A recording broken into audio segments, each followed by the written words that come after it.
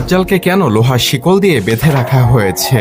সহিহ হাদিস থেকে পাওয়া যায়, আজ থেকে 1450 বছর পূর্বে তামিমাত দারি নামক একজন খ্রিস্টান ব্যক্তি তার সঙ্গীদেরকে নিয়ে জাহাজে সমুদ্রে যাত্রা করেন।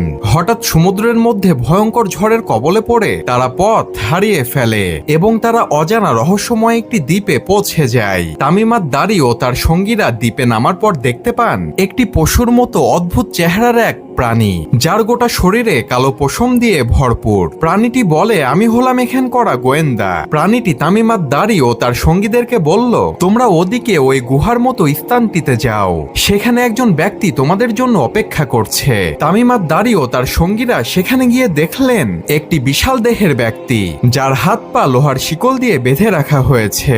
তামিমাত দারি ও তার সঙ্গীরা সে ব্যক্তিকে দেখে ভয় পেয়ে গেলেন। তখন সেই বিশাল দেহের ব্যক্তিটি তাদের কাছে কিছু প্রশ্নের উত্তর জানতে চাইলেন। সে ব্যক্তিটি বলল, তিবিরের স্থান অর্থাৎ ফিলিস্তিনের একটি জায়গাতে খেজুরের গাছগুলোতে এখনো খেজুর ধরে কিনা, তাবারিয়া হ্রদে এখনো পানি আছে কিনা, জুহুর অঞ্চলের কূপ থেকে এখনো পানি বের হয় কিনা, এবং সর্বশেষ প্রশ্ন করল, আমাকে নবী মুহাম্মদ সম্পর্কে বলো, তিনি কি তোমাদের মধ্যে এসেছেন? তিনি কি মক্কা থেকে মদিনায় হিজরত করেছেন? তখন তামিমাত দারি তার সকল প্রশ্নের উত্তর দিলেন। এরপর সেই বিশাল দেহের ব্যক্তিটি বলল, তোমাদের উচিত নবী মুহাম্মদকে মেনে নেওয়া, এতেই তোমাদের কল্যাণ রয়েছে।